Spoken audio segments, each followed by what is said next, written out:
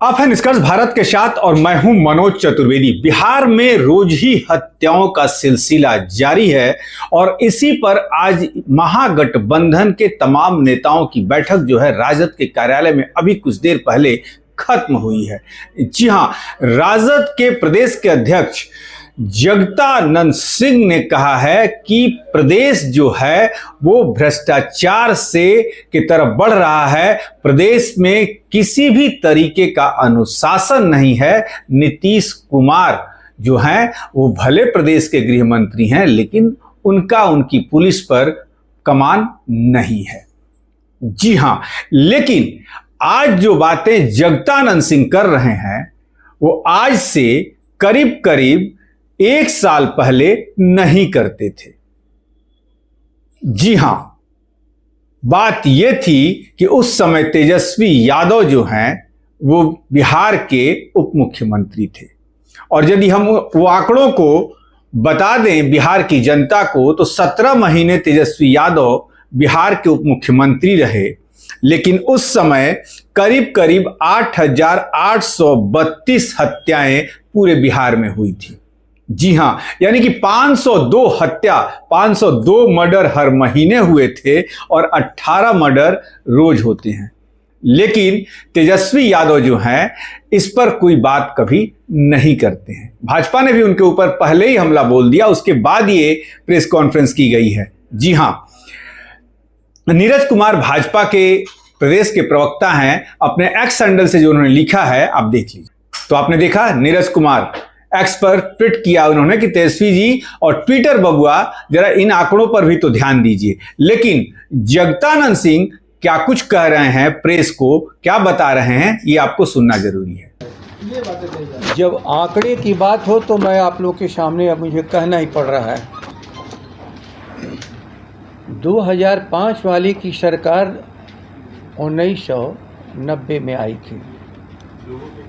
उस समय 1 लाख में 122 अपराध होते थे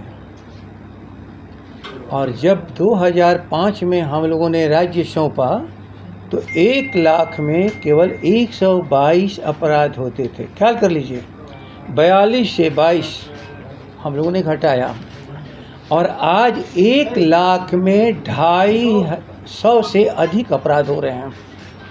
2005 का ही हमारा राज वापस कर दो, आप ख्याल कर लेना, 250 और 142 अर्थात 1 लाख में 100 से अधिक घटनाएं हमारी रुक जाएंगी। इसलिए बाचाल वर्ग ने जो 205 के बारे में चर्चा किया है, अफसोस है वह एक स्वर्णिम युग था झोपड़ी वालों के लिए, फुटपाथ के लोगों के लिए, गरीबों के लिए, किसानों के लिए, मजदूरों के लिए, अनाथों के लिए, बेसहारा लोगों के लिए एक स्वर्णिम काल था। और इस स्वर्णिम काल को नकारने के लिए लगातार दुष्प्रचार किया जा रहा है। मैं तो अनेकों बार कहा हूँ, आप बोलो सार्वजनिक मंच पर, कहाँ हम लोग इकट्ठे हों। हमें 205 के पहले की उपलब्धि की मैं चर्चा करता हूँ और आज 2005 के बाद जो आपने बिहार को नष्ट कर दिया, यहाँ उसकी भी चर्चा आप कर ले। तो ये सार्वजनिक बहस के लिए तैयार नहीं है। विधानसभा में अनेकों बार बहस हो चुकी है और law and order and home department के कटौती प्रस्ताव पर पूरा मेरा भाषण है। और उस समय जब मैं चर्चा किया तो श्री मोदी जी उस समय जिंदा थे, नेता प्रतिपक्ष, कहा कि आप कहाँ से आंकड़ा पढ़ रहे हैं। हम कहीं आंकड़ा मेरा नहीं है, जो दिल्ली में आज आपकी सरकार है उसके द्वारा जो रिपोर्ट क्राइम इंडिया का होता है उसके आधार पर मैं चर्चा कर रहा हूं। और पूरे देश को 2 भागों में बांटा था, एक क्राइम प्रोन इलाका जिसमें हम नहीं थे, एक लेस क्राइम प्रोन इलाका, उसमें हम नीचे से तीसरे नंबर पर थे, अर्थात पूरे राज्य को भीतर हम करीब करीब सबसे नीचे थे। और उसको आप 2005 कर रहे हो। महिलाओं की रक्षा नहीं करोगे, कमज़ोर गरीबों की रक्षा नहीं करोगे, रोज़ हत्याएं होती रहेंगी। और ये जो एक अवसर आया है हमारे राष्ट्रीय अध्यक्ष VIP के पिताजी की 70 वर्षीय पिताजी की हत्या का, वह अपने चरम पर ले जाकर के बिहार को खड़ा कर दिया। कहाँ ले गए हो बिहार को? 2005 का जंगल राज जो श्रेणी में बिहार का था, उसको उन लोगों ने वाचाल वर्ग ने बात करते करते केवल ईर्ष्या पर कि क्या कमज़ोर गरीब भी आगे जाएगा, आज तक समझ में नहीं हम लोग को आता है कि राष्ट्र की पूरी आबादी जब तक आगे नहीं जाएगी, राष्ट्र कैसे आगे जाएगा। दुनिया का सबसे भूखा राष्ट्र का नाम भारत, और भारत के भीतर सबसे भूखे राज्य का नाम है बिहार। कहाँ ले जाकर के बिहार में खड़ा कर दिए हो? कहाँ है तुम्हारी प्रगति? कहाँ है तुम्हारे विकास? एक भी बिंदु पर एक खड़े होने के लिए तैयार नहीं है। बस केवल एक चीज़, 5 से तुलना। सारा रिपोर्ट है भारत का लगातार कि किस प्रदेश में कहाँ पर क्या अपराध हो रहे हैं, आप उसके आधार पर बात करो। तो आपकी सरकार है दिल्ली में, वो तो गलत नहीं छापेगी।